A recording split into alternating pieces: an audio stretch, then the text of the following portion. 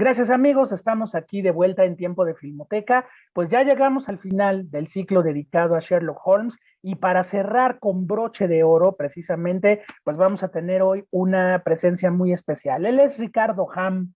Ricardo Ham es especialista en criminología, cinéfilo, un hombre que también conoce la literatura fantástica de terror y policíaca al pie de la letra y bueno, pues sin duda la persona ideal para que cerremos con broche de oro pues este ciclo dedicado a Sherlock Holmes aquí en tiempo de Filmoteca. Recuerden que pues pudimos ver 4 ejemplos de ese serial que fue en total de 12 películas dedicadas al personaje que produjo la Universal entre 1939 y 1946 y donde Basil Rathbone le dio vida al detective como pocos actores lo han hecho a lo largo de la historia. Ricardo, muy buenas noches, no podías faltar en esta celebración. Bienvenido a Tiempo de Filmoteca. Hola, ¿qué tal, José Antonio? Muchas gracias a ti, a todos los espectadores y a todo el equipo por haberme invitado a platicar un poquito de estas películas, ¿no? De corte policíaco.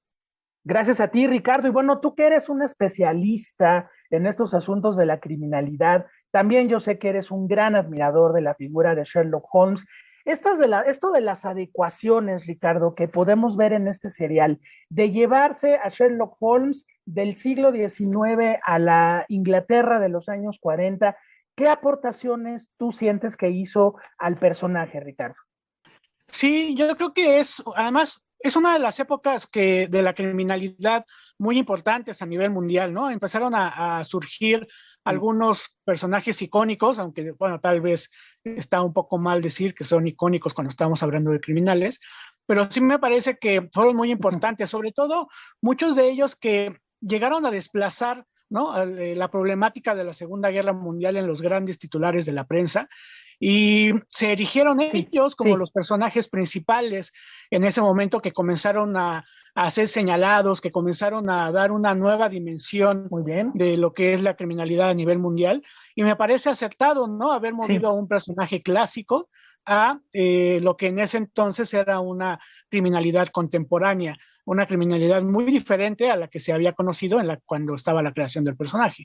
Claro que sí, en este caso, además es importante mencionar que tenemos a un Sherlock Holmes que en esta película en particular, en Terror en la Noche, no funge tanto al principio como detective, como pudimos ya ver en la película, sino como escolta, ¿no? De esta señora millonaria. Este asunto de la joya perdida, el asesinato del heredero, que vamos a bordo de un tren y donde todo el mundo puede ser sospechoso, Ricardo, a mí me recordó mucho el universo también de otra gran autora de literatura policíaca y de misterio, Agatha Christie, seguramente estás tú de acuerdo. Empezamos a hacer investigación, se cierran los compartimentos en el tren, todo mundo pudo haber cometido tanto el crimen como el robo. Creo que eso le da a Terror en la Noche, Ricardo, una riqueza muy especial, ¿no crees?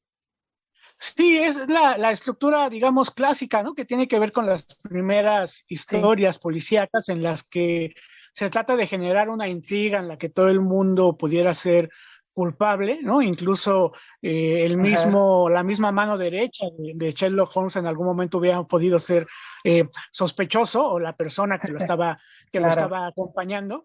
Y es la forma en la que siempre ha jugado esta literatura policíaca clásica con la mente del espectador, ¿no? Tanto del lector y ahora del sí, espectador, desde, digamos, los antecesores mismos de Sherlock Holmes, que bueno, hay que mencionar que no es necesariamente el primer detective literario, y siempre se ha jugado con esto, ¿no? sí, claro. Con la posibilidad, digamos, ¿no? Con acompañar al personaje principal, que sea acompañado por el lector, por el espectador, que haya una simbiosis entre ellos. Evidentemente, Watson pudiera representar a este maridaje, ¿no? Entre espectador Sí, y personaje principal. Y pues bueno, digamos que es lo que caracteriza, una de las muchas claro, características de claro. esta literatura policíaca clásica, que como muy bien menciona, nos hace recordar a los otros autores, ¿no? Agatha Christie, yo pondría por ahí evidentemente a Edgar Allan Poe, y la estructura pues es Claro. muy similar y ya poco socorrida ya en estos tiempos, ¿no?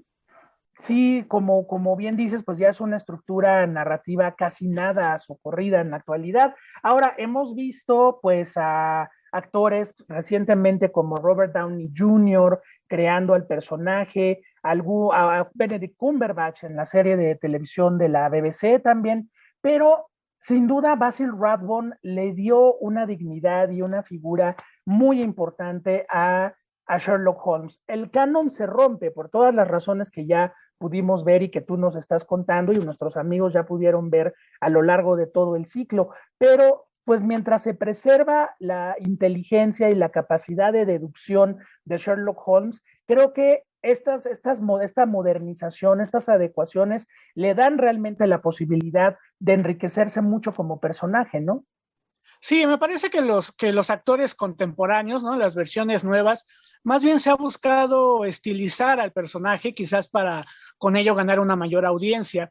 Yo soy un convencido, o tal vez un romántico, de que las adaptaciones deben de estar siempre muy cercanas al espíritu del personaje.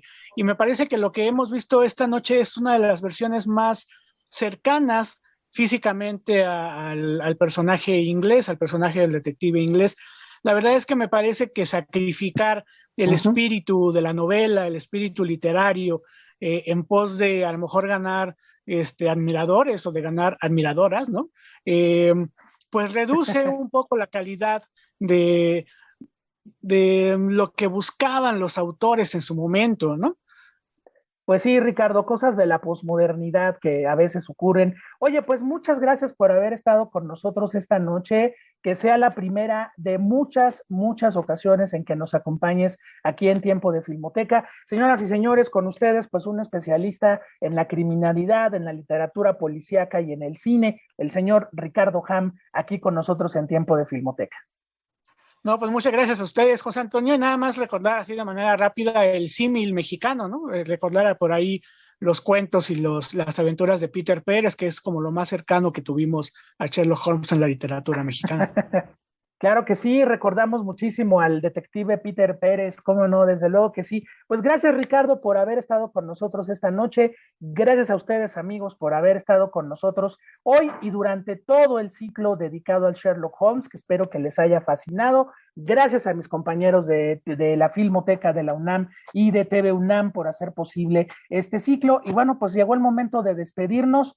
Llegó el momento de descansar, nos encontramos muy pronto en la programación siempre muy rica de Tiempo de Filmoteca, donde ya lo saben, queridos amigos, a lo largo de toda la semana van a encontrar siempre lo mejor del cine mundial. Un gran abrazo para todos y muy buenas noches.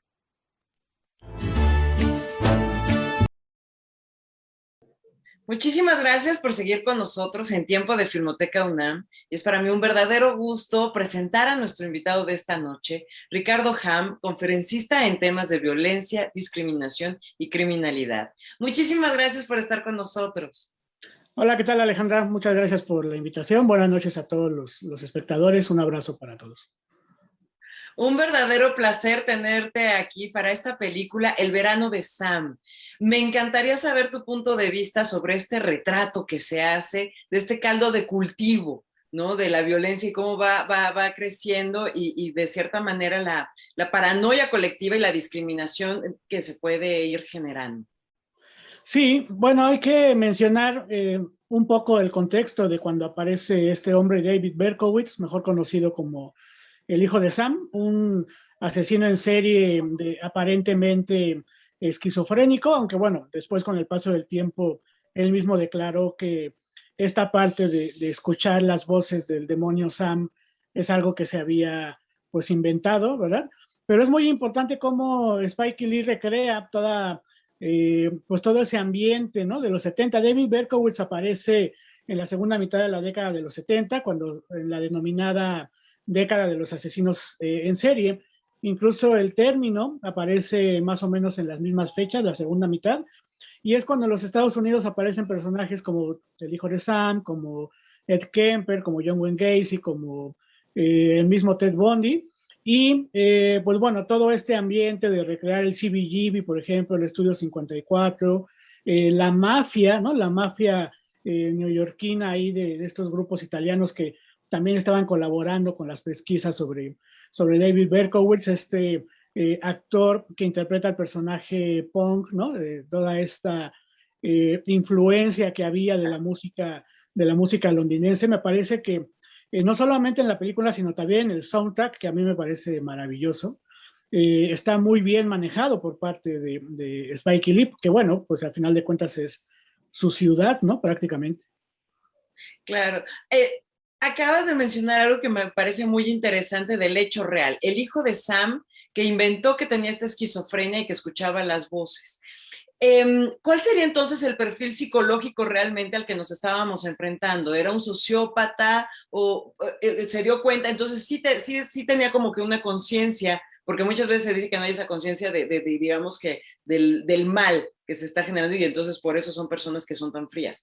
Pero desde su punto de vista entonces, el hijo de Sam, ¿cuál era su perfil psicológico real? Bueno, estamos hablando evidentemente de un psicópata. El psicópata no es que no comprenda que está haciendo mal, al contrario, sabe que lo está haciendo, pero pues lo disfruta, no tiene una carga moral, ¿no? Sobre esta situación, no tiene la posibilidad de tener un sentimiento de culpa o un sentimiento de empatía. Son personas que se creen que están sobre la norma, ¿no? Todos nosotros estamos regidos por una norma social, una norma legal y una serie de condicionantes morales, y los psicópatas pues están, o ellos creen que están por encima de las mismas.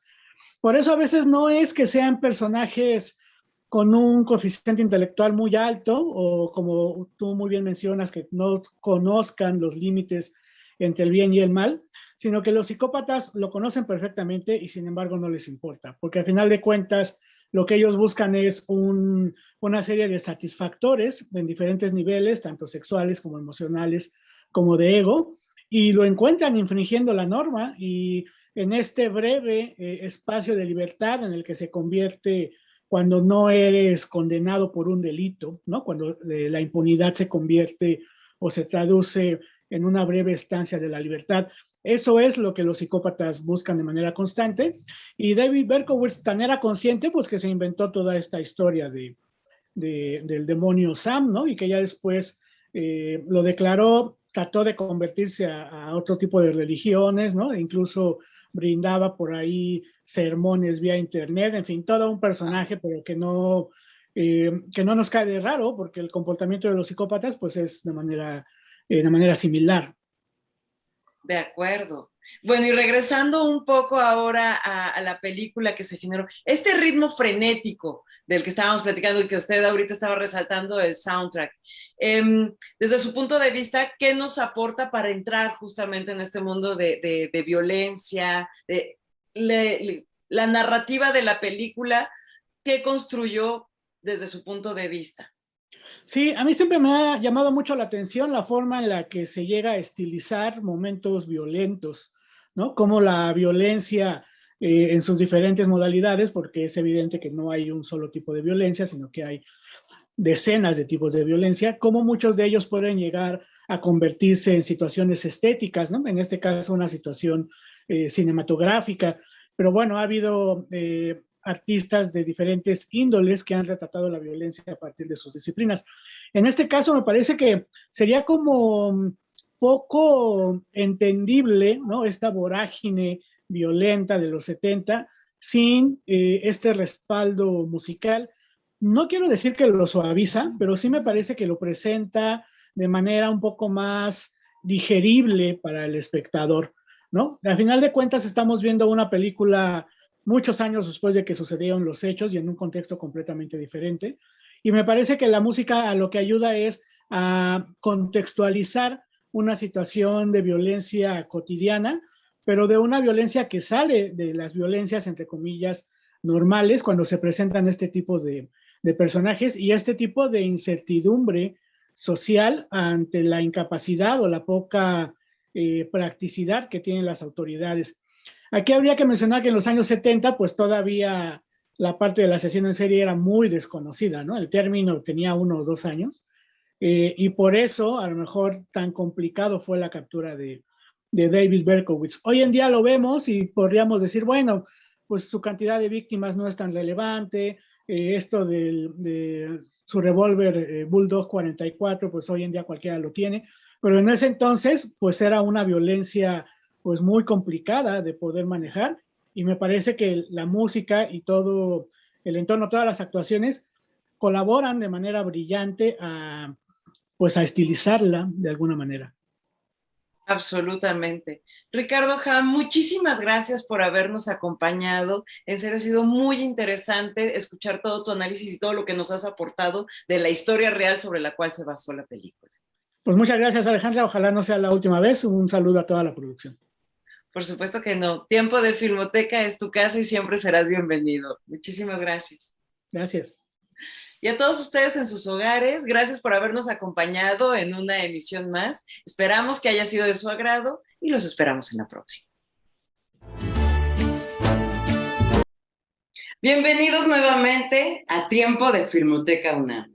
Acabamos de ver la película Demon Lover, realizada en el 2002 por Olivier Assayas. Y me complace presentarles a nuestro invitado de esta noche, Ricardo Ham, conferencista en temas de violencia, discriminación y criminalidad. Muchísimas gracias por estar con nosotros. Hola, ¿qué tal? Muy buenas noches para todos. Un abrazo para la gente ahí de TV UNAM.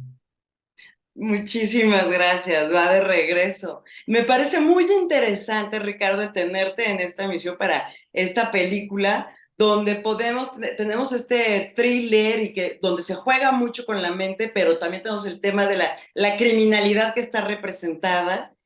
Y siendo tu especialidad, me gustaría muchísimo entonces que nos fuéramos un poco por ese tema, ¿no? Que nos pudieras nutrir la psicología que vamos viendo, cómo se va desarrollando la criminalidad a lo largo de esta película.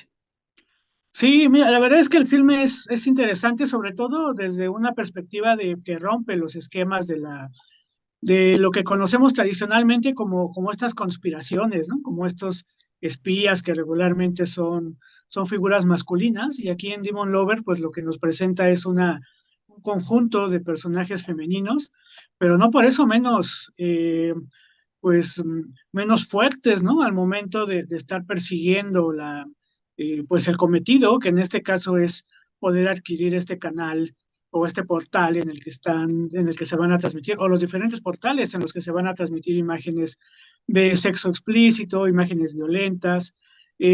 Uno está muy acostumbrado a ver que es el hombre, ¿no? El que mandan a asesinar o a espantar a otra persona, el que está conspirando, el que está pues siendo corrompido. Y aquí en Demon Lover, pues el director lo que nos presenta es un grupo de mujeres que están transitando exactamente por pues por la misma calle que lleva a estas situaciones.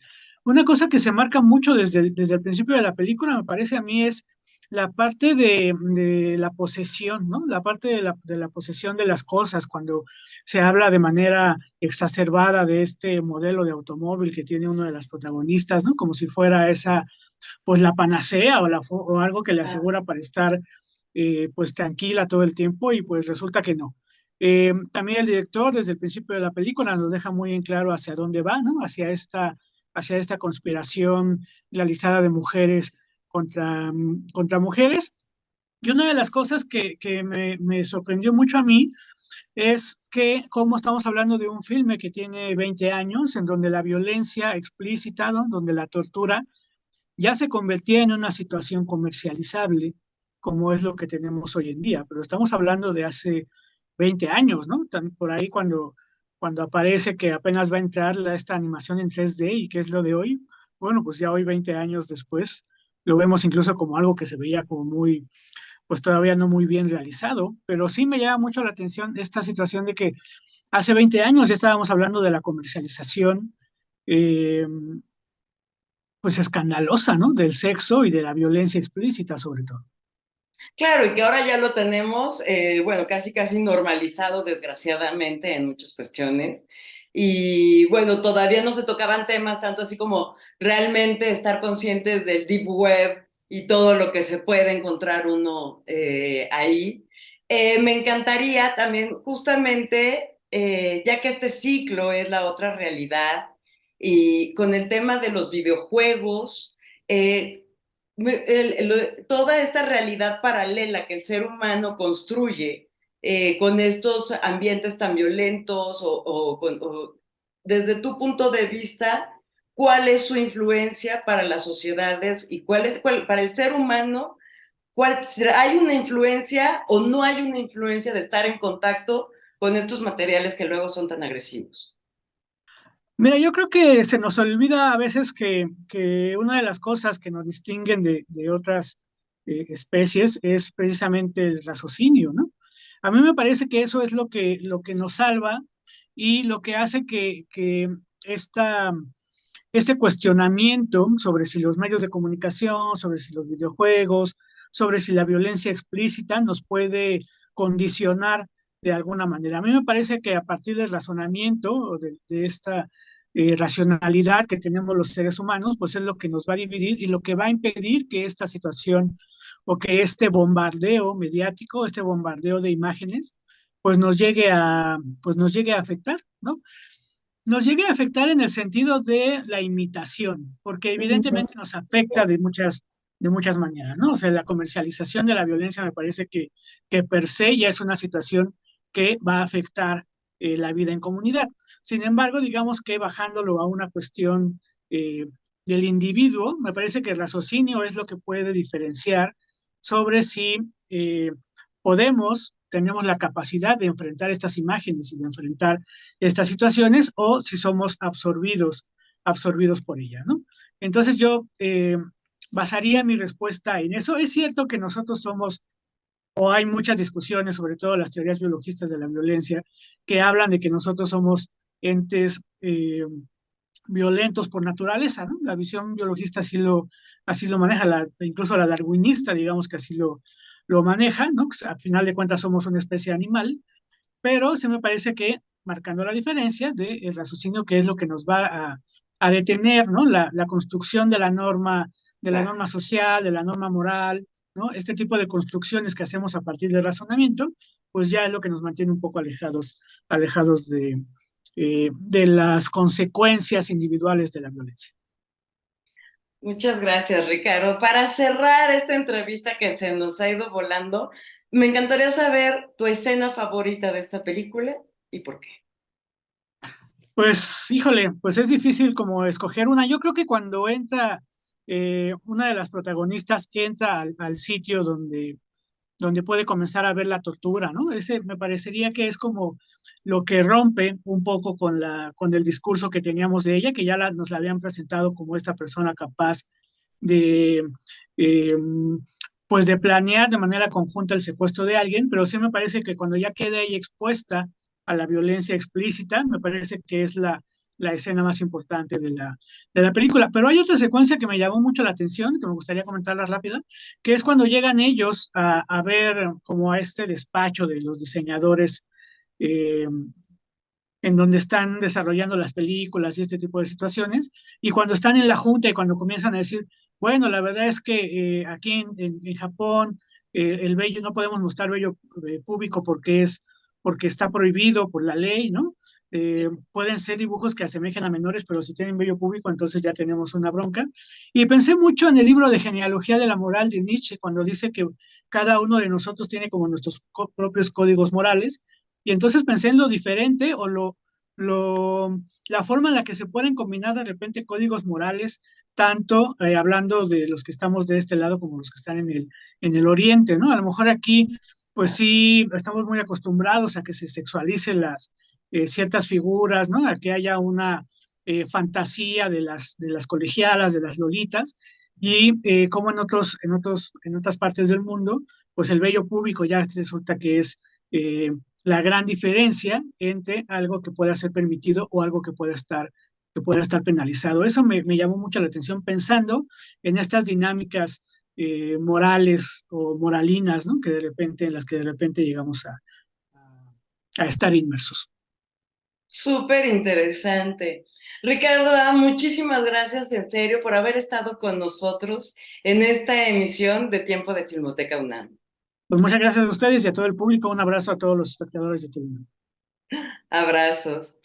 Y a todos ustedes en sus hogares, muchísimas gracias por habernos acompañado en esta emisión. Los esperamos en la próxima para seguir descubriendo películas.